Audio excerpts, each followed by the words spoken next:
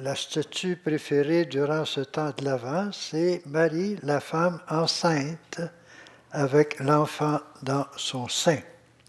Alors, en ce sens, je vous propose une prière qui s'intitule « Ô Jésus vivant à Marie ». Elle est composée par notre confrère, le Père Georges Mador, en lien avec une prière très connue du temps du Père de Montfort, « Ô Jésus vivant à Marie ». Au nom du Père et du Fils et du Saint-Esprit. Amen. Ô Éternel, vivant dans le temps, ô Esprit vivant dans la chair, ô Jésus vivant en Marie, viens aussi vivre en moi ta force dans ma faiblesse, ton amour dans mon péché, ton esprit dans ma pesanteur, ta fidélité dans mon inconstance, ta vérité dans mon mensonge. Viens grandir en moi comme tu as grandi en Marie. Viens au monde par moi comme tu es venu au monde par elle, dans la puissance de l'Esprit, pour le bonheur de l'humanité et pour la gloire du Père. Amen. C'est à la page, pour ceux et celles qui ont le livret, à la page 38. Et comme vous savez, le livret est en vente à l'arrière au prix de 3 $. C'est pour simplement couvrir les frais de l'impression.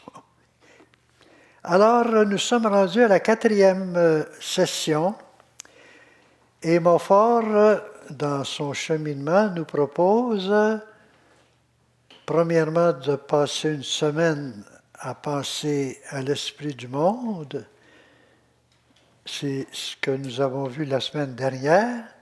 Et les 3 autres semaines, une pour bien se connaître, la connaissance de soi-même. Une autre session, c'est la connaissance de Marie. Et une autre session, la connaissance du Christ. Alors, c'est les prochaines sessions sur notre programme. Pour résumer ce que nous avons vu la dernière fois, nous avons vu l'esprit du monde, mais le monde dans un sens négatif. C'est le rejet de l'amour de Dieu.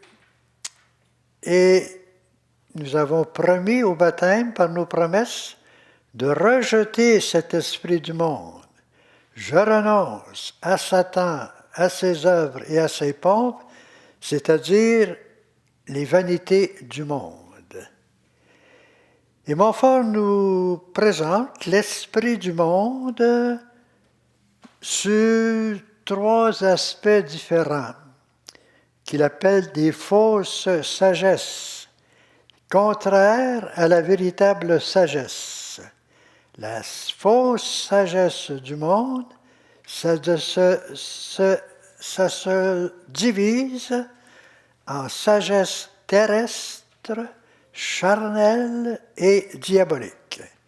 Et pour combattre ces fausses sagesses, il nous exhorte à la mortification et il nous demande de choisir dans ce but une véritable dévotion à la Vierge Marie. Ça peut paraître curieux, mais c'est elle qui va nous aider à nous débarrasser de l'esprit du monde, à nous purifier du mauvais esprit. Et quand Montfort parle du monde, dans un autre endroit, il nous dit qu'il y a 3 mondes. C'est un très beau numéro dans le secret de Marie. Il y a le monde dans lequel nous vivons. Il y a le monde que nous aspirons, le ciel. Et l'autre monde, c'est le monde de Marie.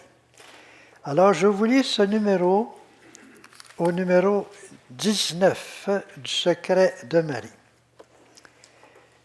Marie est le paradis de Dieu et son monde ineffable, où le Fils de Dieu est entré pour y opérer des merveilles, pour le garder et s'y complaire.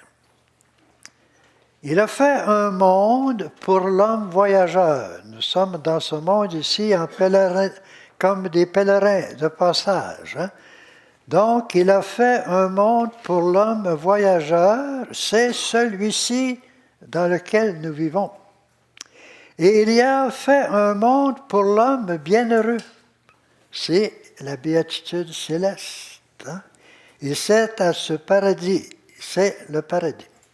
Mais il y a fait un autre monde pour lui-même. C'est Dieu qui a fait un monde pour lui-même auquel il a donné le nom de Marie.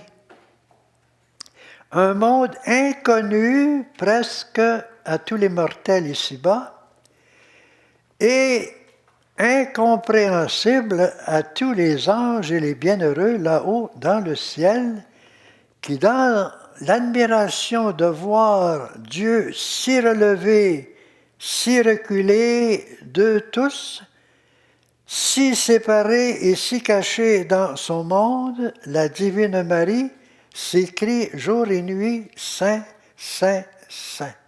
Donc Marie, c'est le monde de Dieu. Marie, c'est le paradis de Dieu. Alors ce soir,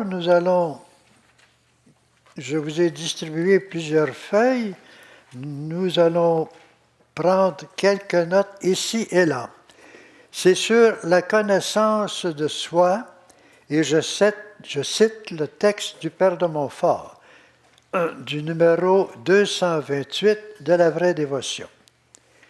Ils prieront le Seigneur et le Saint-Esprit de les éclairer par ses paroles. Il faut prier pour se connaître. Seigneur, faites que je vois ou que je me connaisse.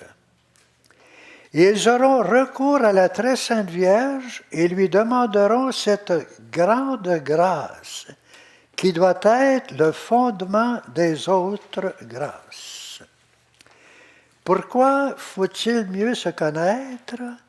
Parce que nous avons vu que nous avons un organisme spirituel qu'on appelle le baptême, avec le don des vertus théologales, des vertus cardinales, des dons de l'esprit. Tout cet organisme-là vient perfectionner notre nature humaine. Et plus notre nature humaine, plus on a de maturité humaine, plus la grâce va agir en nous. Mieux on se connaît, mieux la grâce va agir en nous. Ça n'agit pas dans l'abstrait ou dans le vide, ça agit dans nos facultés humaines, dans tout ce que nous sommes. Alors c'est dans ce sens-là que nous allons essayer de comprendre ce que nous sommes. Et je vous réfère immédiatement à cette page que vous avez qu'on a distribuée. C'est une synthèse qui provient de l'Institut de formation humaine intégrale. Ça s'appelle l'IFIM. Peut-être que quelques-uns ou quelques-unes d'entre vous ont suivi des sessions à cet endroit. Alors, eux présentent un schéma. Il y a plusieurs façons de se connaître. Il y a plusieurs styles de psychologie, mais si on les prend l'un et l'autre, reviennent à peu près au même but. Donc, eux proposent un chemin Hein? C'est un chemin, donc il faut marcher. Hein? C'est une croissance, un chemin vers la liberté intérieure. Et c'est sur le point sur lequel je veux insister. Comment vivre et grandir dans notre liberté intérieure. C'est tout un cheminement. Alors, comme je disais, il y a différentes psychologies ou styles de présenter. Eux présentent notre nature humaine comme trois énergies différentes hein, qui se complètent l'une l'autre et où il y a interaction entre l'une et l'autre. On va parler de l'énergie mobile. En d'autres mots, ce sont nos sentiments, nos émotions. On va parler de l'énergie autonome. C'est là où se trouve notre liberté. Et on va parler aussi de l'énergie liée, ce qui nous impose, et ce qui nous empêche vraiment d'être libres. Bon, d'autres psychologies vont dire, bon, dans toute personne, il y a l'enfant, il y a l'adulte et il y a le parent. Alors, tout ça joue, c'est une psychologie transcendantale. Hein? Nous sommes adultes et très souvent nous agissons comme un enfant. Ou nous sommes adultes et on agit sans liberté, c'est parce qu'on a reçu un ordre, un commandement, parce que c'est la mode, parce que tout le monde le fait, fais-le donc. Il n'y a pas de liberté intérieure. Hein? Donc, en nous, il y a l'enfant, il y a l'adulte et le parent. Mais ce qui doit primer, c'est l'adulte, notre autonomie, notre liberté intérieure. Alors, l'enfant ou l'énergie mobile, c'est au niveau des sentiments. J'ai le goût de faire ça, je n'ai pas le goût, ça ne me tente pas. C'est des émotions. Et des émotions sont passagères, ne sont jamais permanentes. On peut avoir une personne joyeuse et 10 minutes après, elle est en pleurs. Donc, les sentiments passent très vite. Hein? Alors, ce sont des sentiments et des émotions, c'est neutre, mais ça devient moral lorsqu'on décide quoi faire avec nos émotions. Donc, il y a ensuite l'énergie liée. Ça, c'est l'énergie, il faut que je fasse ça, je dois faire ça, j'ai aucun choix, je ne suis pas libre. Hein? Et cette énergie liée est rattachée souvent à des convenances, à ce que vont penser les autres, à ce que la publicité, la mode, le qu'en dira-t-on, ça nous empêche d'être vraiment libres. Hein? Je peux suivre un règlement, c'est une énergie liée, mais je l'accepte librement. Ce n'est pas parce que c'est écrit que je dois le faire, c'est parce que je l'accepte, parce que c'est bon pour moi. Disons, j'accepte le règlement de la circulation. S'il y a une lumière rouge, j'arrête. Mais librement, j'arrête, pas parce qu'il y a une lumière rouge là, c'est une action libre que je fais. L'énergie la plus importante, c'est l'énergie adulte. Je veux. C'est la volonté. Je ne veux pas. C'est la volonté qui décide. Je choisis ou je opte pour telle et telle option. C'est un choix. Mais lorsqu'on fait un choix, il y a toujours un renoncement. Si je choisis ce livre, je renonce à un autre livre qui est à côté.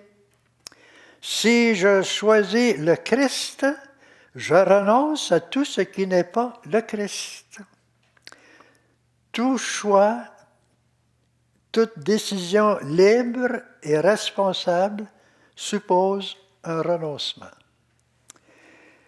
Alors, la liberté, ça ne veut pas dire que je peux faire n'importe quoi, n'importe quand. La liberté, c'est toujours en lien avec la responsabilité. Je suis libre et responsable. Responsable, ça veut dire responsible, capable de donner une réponse selon mes valeurs à telle et telle situation. Libre et responsable. Donc, c'est pour vous dire qu'il y a des obstacles à la liberté et qu'il y a différentes sortes de liberté. Et là, je reviens à cette feuille qui est intitulée « La liberté intérieure ».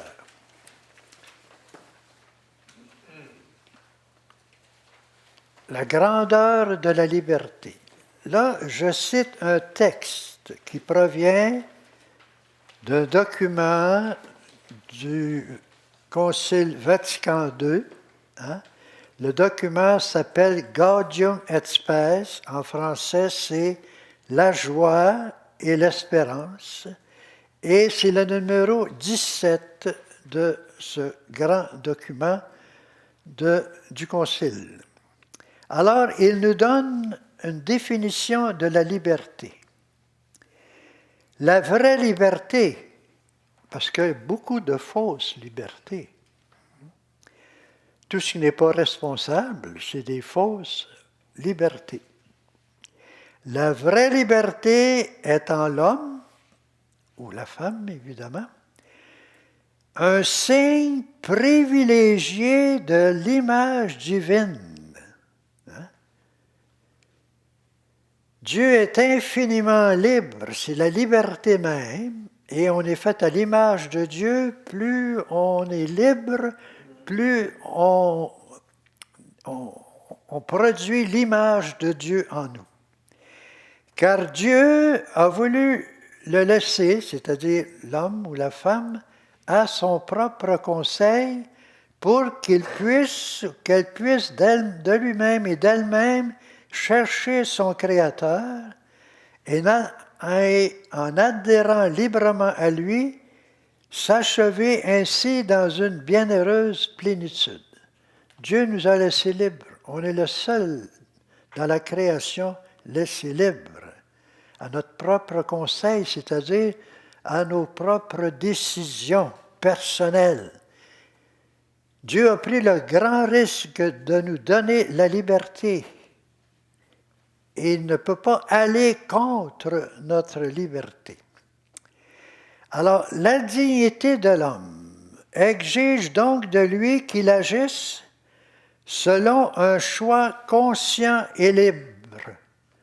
Entre parenthèses, j'ai écrit « énergie autonome ».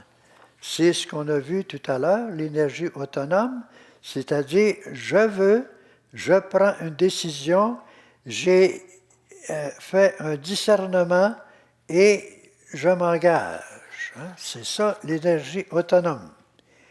Donc, il faut faire nos choix conscients et libres. Mu et déterminé par une conviction personnelle, et non pas par des sentiments ou non pas par l'énergie liée. Et non sous le seul effet de poussées instinctives, c'est les émotions, les sentiments, ou d'une contrainte extérieure, l'énergie liée. Donc, c'est ça la définition de la liberté. Maintenant, on disait qu'il y a des fausses libertés. La liberté, ce n'est pas de l'indépendance. La liberté est un choix entre différentes dépendances.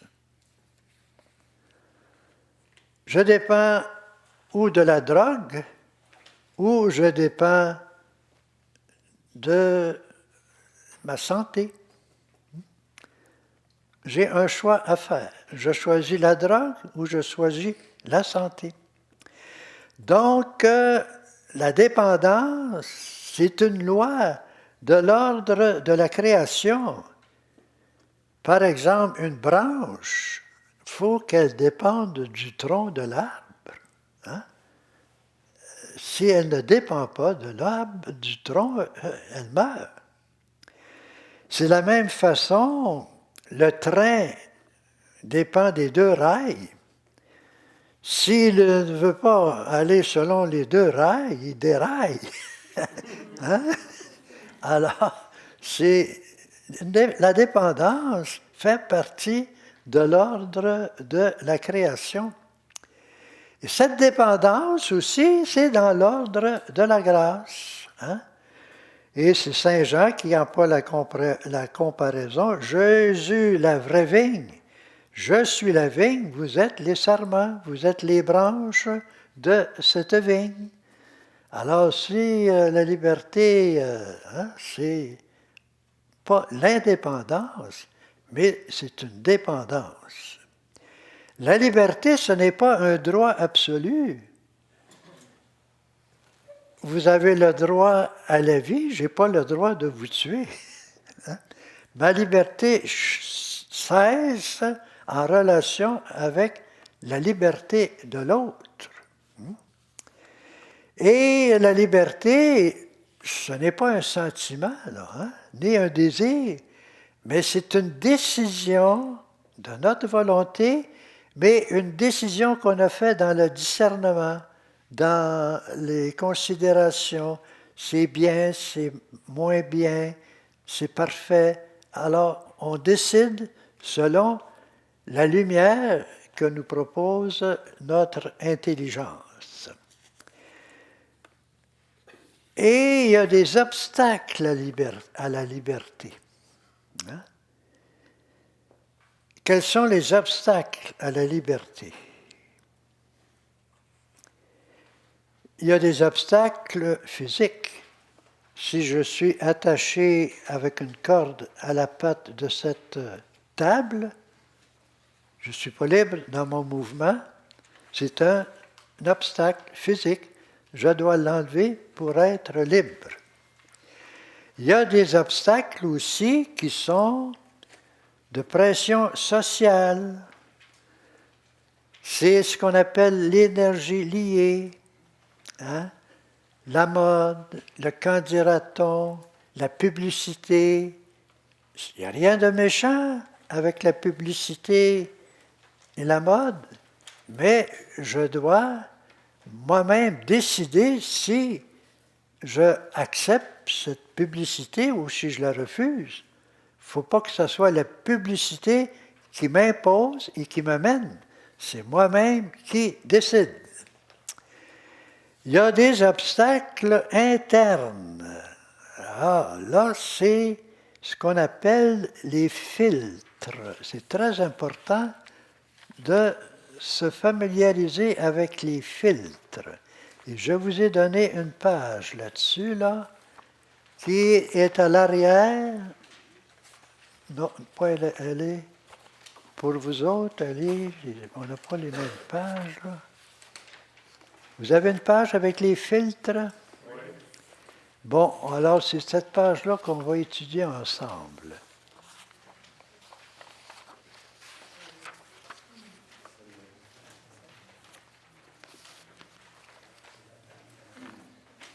Alors, je disais que lorsque je regarde, il y a des filtres entre mon regard et l'objet regardé.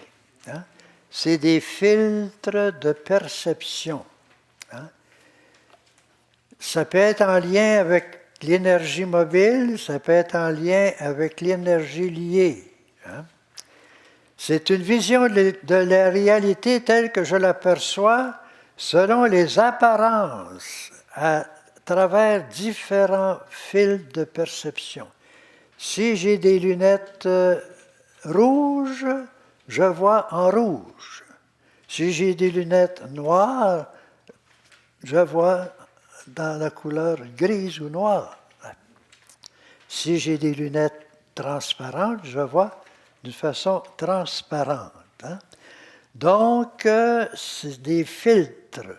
Et ces filtres, ça peut être différents aspects, ça peut être notre culture, notre passé, nos expériences, nos relations, notre éducation. Hein? Donc, la réalité objective, ce qui est vrai, ce qui est vraiment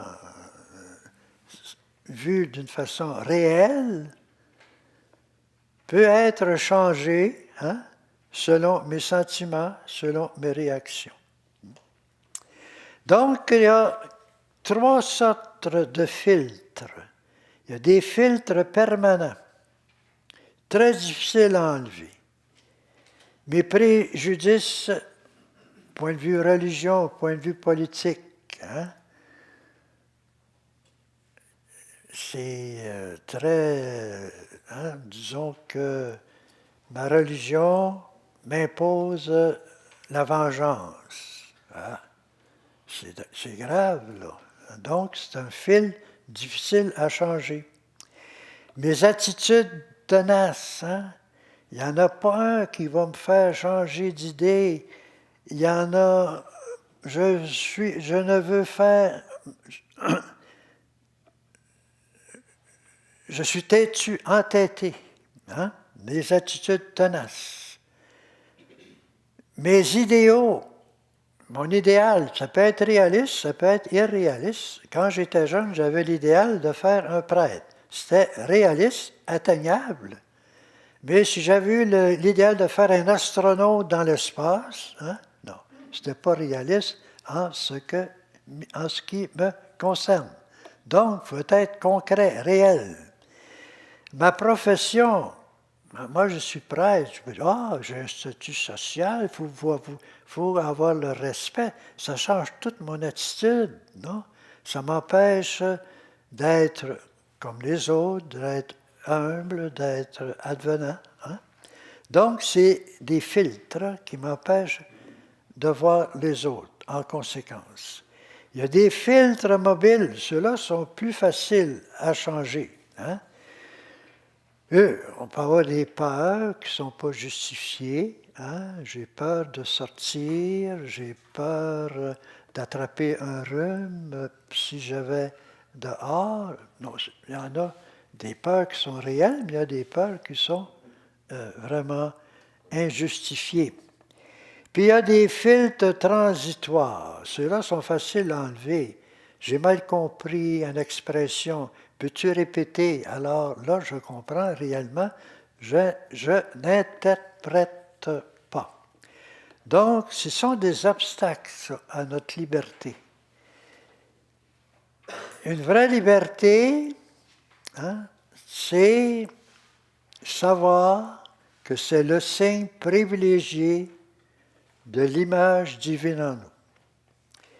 Et c'est le pouvoir d'agir par des choix conscients. Hein? On est en toute connaissance de cause, déterminé par des convictions personnelles. Ce n'est pas parce qu'un autre me le dit de le faire, c'est moi-même personnellement que je décide. Et c'est non pas sous l'effet des émotions uniquement. Il n'y a rien de mal avec les émotions, hein? Mais il faut que ce soit les émotions en vue du bien. Cette liberté-là est un don extraordinaire de Dieu. Mais en même temps, c'est le plus grand risque que Dieu a pris. Par ma liberté, OK? Je suis capable de limiter le pouvoir de Dieu. C'est fort, ça. Hein? Par ma liberté, je suis capable de limiter le pouvoir de Dieu. La puissance de Dieu sur moi et sur les autres. Dieu m'a donné ce grand privilège de la liberté et lui-même ne peut pas aller contre ma liberté. Je peux mettre des limites à la puissance de Dieu. Dieu veut que je fasse telle et telle action pour le bien de l'autre, et moi, je refuse de faire telle et telle action. J'ai mis une limite au pouvoir de Dieu.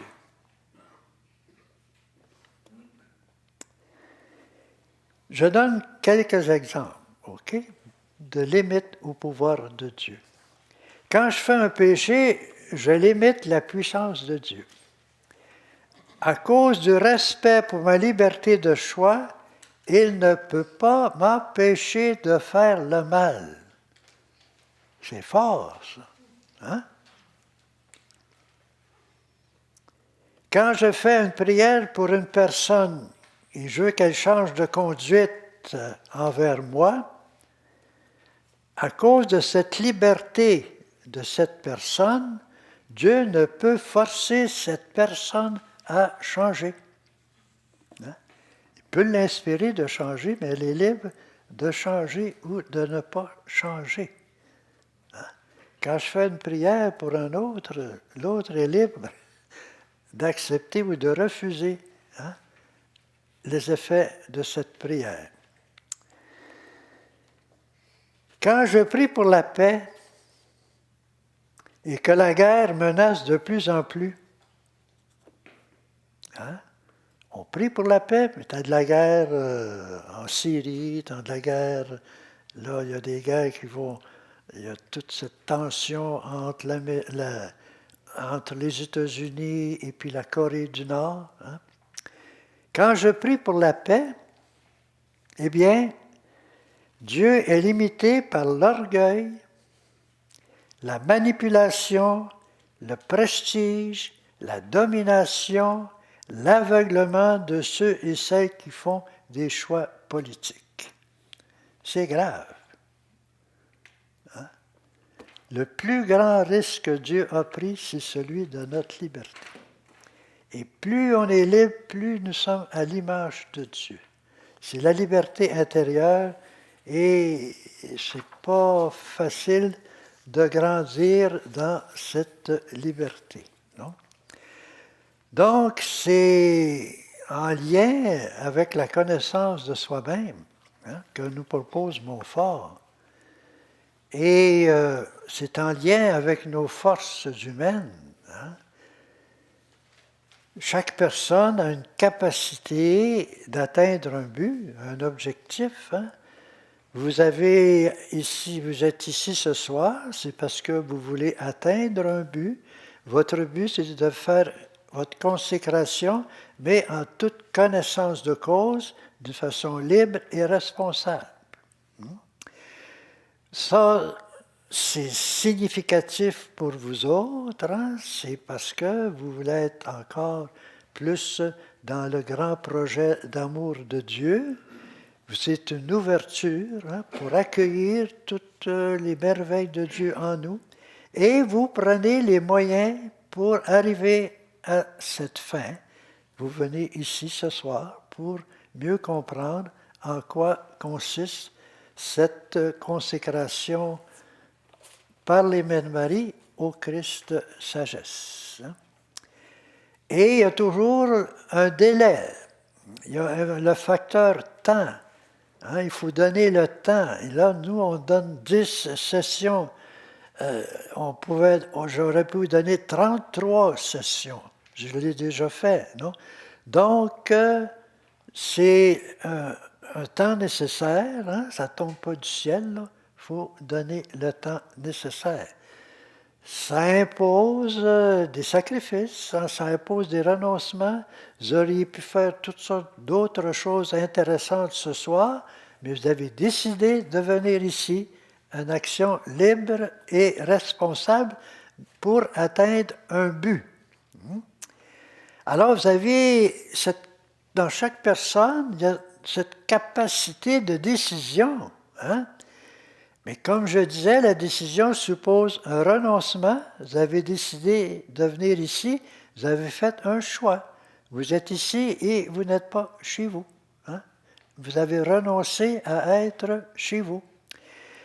Et vous avez discerné, vous avez fait un discernement, vous avez réfléchi, votre intelligence est intervenue, votre volonté, ça vaut la peine, j'y vais, et puis ça va me profiter, etc. C'est des motivations qui vous invitent dans cet acte libre. Avec le discernement, vous passez un jugement. Oui, j'y vais. Et évidemment, tout ça, c'est pour... vous êtes capable aussi de prendre la décision en fidélité et en permanence. En fidélité, vous êtes capable de faire face aux obstacles. Et c'est ce qui manque aujourd'hui là, dans bien des décisions, disons, dans des personnes qui n'ont plus cette endurance. Il arrive un obstacle, il arrive un problème, on démissionne. Donc, il faut avoir l'endurance. Comme me disait un professeur dans le temps, il faut vouloir et vouloir longtemps. Je ne suis pas sûr que tout le monde fait ça aujourd'hui, là, si on considère le nombre de divorces. Il faut vouloir et vouloir longtemps. La fidélité. Et évidemment, tout ça, c'est en lien avec l'amour. Il n'y a pas d'autre chose qui peut justifier tout notre agir. Donc, c'est la liberté, c'est une énergie, c'est représenter l'image de Dieu en nous, c'est notre dignité la plus grande. Il y a même des prisonniers qui racontent leur vie, ils sont derrière les barreaux, mais ils demeurent libres dans leur intérieur, dans leurs décisions. Mais ils ont l'obstacle physique de ne pas sortir. Alors, vous avez des questions à poser là-dessus?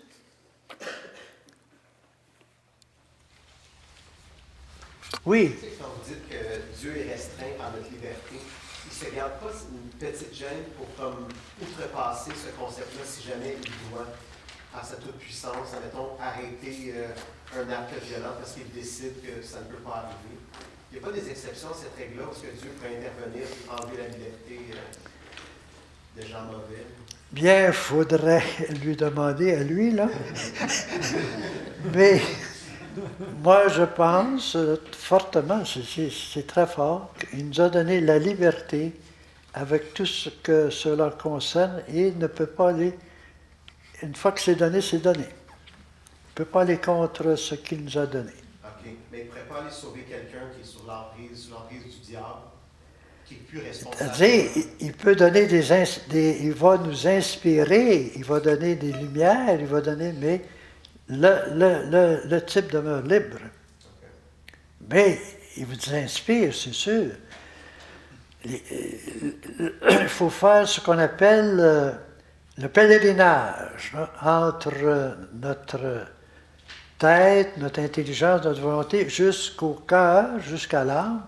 C'est là que sont nos convictions, nos inspirations. C'est là qu'on fait nos choix libres et responsables. Alors, c'est faire un pèlerinage, ce qu'on appelle le pèlerinage du cœur. J'ai mis ça un peu dans votre première feuille, là. Lorsque je parle qu'il y a 4 zones, la zone du corps, de la sensibilité, de l'intelligence et du moi profond. Il faut descendre au moi profond. Et dans le moi profond, là se trouve ma liberté, ma capacité à faire des choix. C'est le lieu des décisions, des convictions, des inspirations. Alors, il faut descendre à ce niveau-là. C'est pas facile. Il faut prendre les moyens pour descendre à ce niveau-là. Disons que moi, personnellement, comme religieux, c'est plus facile de prendre les moyens d'une demi-heure de méditation, de contemplation le matin, la prière, le silence. Et là, je peux descendre au plus profond de moi-même. Mais pour les gens qui sont à l'extérieur, dans toutes sortes d'activités, dans le brouhaha, dans le bruit, c'est pas facile. Si vous lisez les journaux, là, pour tous ceux qui veulent contrôler leur stress ou des choses de la vie, qui veulent vraiment avoir une vie pleine, ils proposent la méditation, et pas toujours la méditation chrétienne, hein? Ils vont proposer le zen, le bouddhisme, des choses semblables. Mais nous, on a cette méditation chrétienne qui est encore plus profonde, et c'est l'esprit là qui agit en nous. On laisse toute la place à l'esprit. Mais c'est pas facile, là. C'est un entraînement, puis c'est une discipline. Hein? C'est une discipline. C'est pour ça qu'on appelle être disciple du Seigneur. Mais c'est extraordinaire tout de même comme résultat. Hein? Oui. La prière les uns pour les autres peut aider dans ces cas-là. La prière les uns pour les autres Oui. peut aider. C'est ça aide. là qui sont coincés. Oh. Là. Ça aide certainement la prière. Mais prendre les moyens là, de descendre au fond de nous-mêmes, hein? Il y a le silence. Hein? C'est pas facile dans le brouhaha. Il y a la méditation, il faut prendre le temps. Quand on médite d'une façon intense, il y a différents cheminements là-dedans. Là. Ça peut être au début, il faut prendre un livre, c'est au niveau des idées, bon, mais il faut arriver à plus avoir d'idées, à plus avoir de sentiments, mais simplement là pour accueillir la présence. Et c'est tout un cheminement. Là. Mais c'est à ce niveau-là là, qu'on devient libre. Quand tu viens à ce niveau de profondeur, il y a bien des choses qui tombent par elles-mêmes sans que tu t'en occupes. C'est un renoncement facile parce que tout l'intérêt disparaît.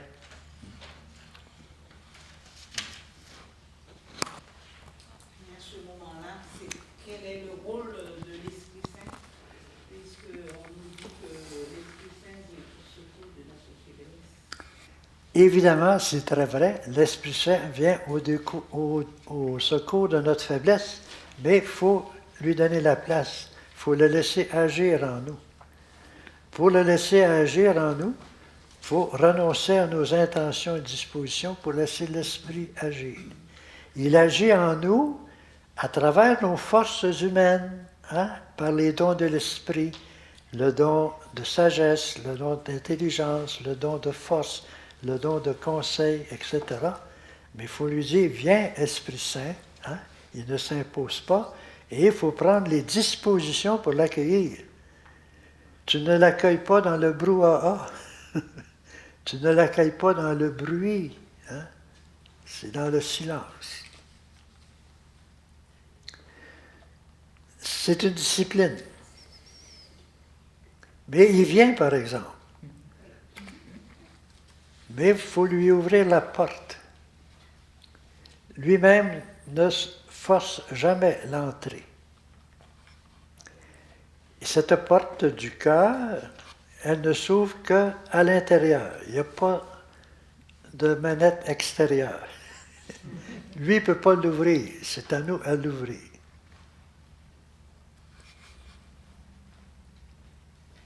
Mais il est là, hein?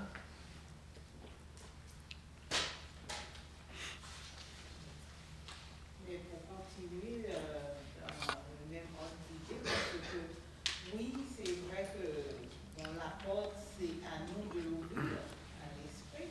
Oui. Mais des fois aussi, on a des pressions aussi intérieures qui nous empêchent d'ouvrir cette porte. Le rôle de l'esprit aussi, c'est de... Parce que c'est ça le rôle de la troisième personne. Oui, il y a des obstacles, hein? Mais les obstacles, c'est à nous à les enlever, là. Lui agit, ça c'est sûr et certain, mais jamais, il demande notre coopération aussi, nos efforts, notre disponibilité surtout.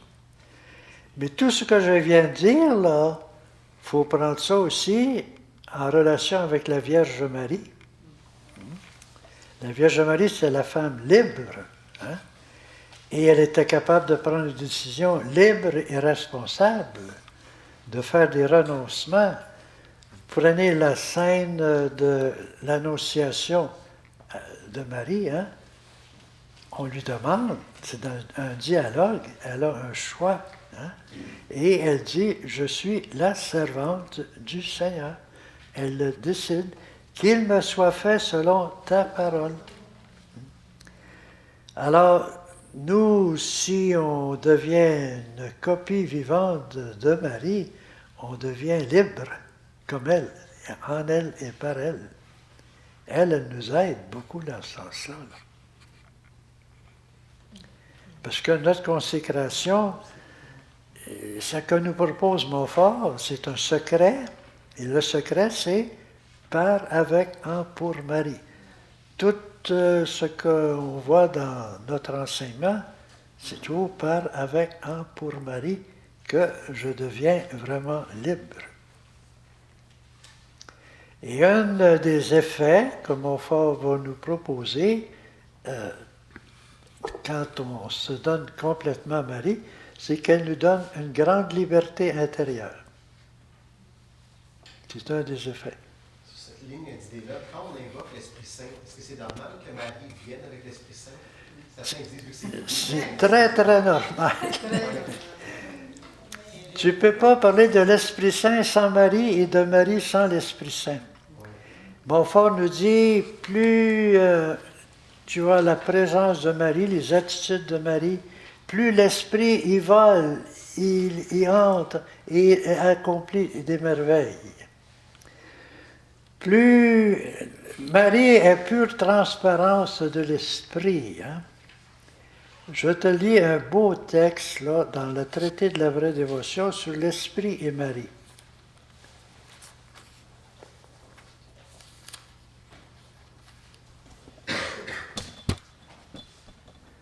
Ça, c'est un texte très fort, là. Hein? Dieu le Saint-Esprit étant stérile en Dieu, c'est-à-dire ne produisant point d'autres personnes divines. Hein? L'Esprit est produit par le Père et le Fils. OK? Donc, l'Esprit ne produit pas, lui-là. Est devenu fécond. Hein? Il produit par Marie qu'il a épousée. C'est avec elle et en elle et d'elle qu'il a produit son chef-d'œuvre, qui est un Dieu fait homme, et qu'il produit tous les jours, aujourd'hui même, le 4 décembre, jusqu'à la fin du monde, les prédestinés. Nous sommes les choisis, et les membres du corps de ce chef adorable, c'est Jésus, ça. Hein? On fait partie du corps mystique.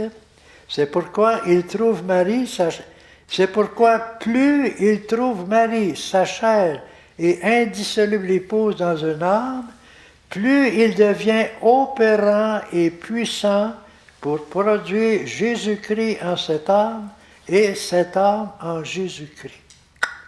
Ça, c'est le numéro 20 du traité de la vraie dévotion à la Vierge Marie.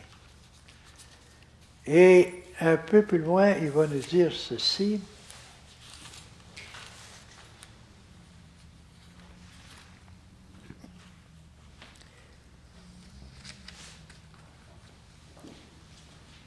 Quand le Saint-Esprit, son époux, l'a trouvé, la présence de Marie, dans une âme, il y vole, il y entre pleinement, et il se communique à cette âme abondamment et autant qu'elle donne place à son épouse. Et Montfort de continuer, et une des grandes raisons pourquoi le Saint-Esprit ne fait pas maintenant des merveilles éclatantes dans les âmes, c'est qu'il n'y trouve pas une assez grande union avec sa fidèle et indissoluble épouse. Je dis indissoluble épouse, car depuis que cet amour substantiel du Père et du Fils a épousé Marie pour produire Jésus-Christ, le chef des élus, et Jésus-Christ dans les élus, il ne l'a jamais répudiée parce qu'elle a toujours été fidèle et féconde. Donc, Marie et l'Esprit Marie, tu ne sépares pas ça. Si tu le sépares, tu es dans le trouble. Quand une personne dans le couple, l'autre va venir aussi. Oui, c'est ça. Ouais. Mais quand on n'écoute pas, c'est un péché. C'est ça le péché? Ben, c'est pas un péché de ne pas écouter l'Esprit, là, mais si tu vas contre l'Esprit, là, c'est un péché. Mais disons que c'est des inspirations, c'est dans le discernement. Le discernement a différents niveaux. Ça peut être entre le bien et le mal. Et là, si tu discernes entre le bien et le mal, évidemment, si tu choisis le mal, tu fais un péché. Okay? Mais ça peut être entre un bien apparent et un bien réel. Une fausse sagesse, c'est un bien apparent, c'est une sagesse, mais elle est fausse. Entre le choix d'une vraie sagesse, vois-tu? Puis tu peux avoir le choix entre une vraie dévotion à la Vierge Marie, ce qui est très très bien, et une parfaite dévotion à la Vierge Marie. Et celle qu'on veut prendre, qu'on étudie, dans laquelle on veut entrer de plus en plus, c'est la parfaite dévotion à la Vierge Marie. Il y a différents degrés dans la dévotion à Marie. Montfort les exprime très bien. Il en propose 3 dans le secret de Marie. Vous allez voir ça là, au numéro 24. Il dit ceci, il y a en effet plusieurs véritables dévotions à la très sainte Vierge. Et je ne parle pas ici des fausses dévotions. Montfort va nous parler de 7 différentes fausses dévotions dans le traité de la vraie dévotion. Alors, la première dévotion consiste à s'acquitter des devoirs chrétiens, évitant le péché mortel, agissant plus par amour que par crainte et priant de temps en temps la Vierge en l'honorant comme la Mère de Dieu, sans aucune dévotion spéciale envers elle. Donc, moi je suis un chrétien, bon, on va avoir la fête de l'Immaculée Conception, je vais aller à cette fête-là.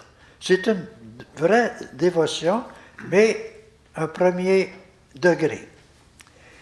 La seconde dévotion consiste à avoir pour la Sainte Vierge des sentiments plus parfaits d'estime, d'amour, de confiance, de vénération. Là, on est rendu dans une grande dévotion à la Vierge. Elle porte à se mettre des confréries du Saint-Rosaire, du scapulaire, à réciter le chapelet, le Saint-Rosaire, et en excluant le péché véniel. OK? On est rendu pas mal loin, là. Mais Montfort, il dit, excluant le péché, est bonne, cette dévotion-là, elle est bonne, elle est sainte, elle est louable, mais elle n'est pas si parfaite, ni si capable de retirer les âmes des créatures et de les détacher d'elles-mêmes pour les unir à Jésus-Christ. Alors, écoute, là, c'est une vraie dévotion, hein, puis on y donne. La troisième dévotion à la Sainte Vierge, connue et pratiquée de très peu de personnes. Là, elle va être connue de vous autres et pratiquée de vous autres. Mais c'est très peu de personnes comparé à la population de Montréal. Hein? Connue et pratiquée de très peu de personnes est celle-ci que je vais découvrir. Alors, il nous dit, en quoi consiste la parfaite dévotion? Âme prédestinée, choisie, elle consiste à se donner tout entier en qualité d'esclave. On va voir esclave d'amour. Ce n'est pas n'importe quelle sorte d'esclavage, là. C'est un terme mystique, esclave d'amour. OK? À Marie et à Jésus par elle, donc on se consacre. C'est la célébration qu'on va faire. Mais le plus important, et ensuite, et voilà le secret, hein, à faire toutes choses avec Marie, en Marie, par Marie et pour Marie. Et après, il dit, j'explique ces paroles. Alors, c'est tout le restant du livre pour expliquer ces paroles-là, qu'on va expliquer nous aussi davantage quand on parlera du secret en tant que tel.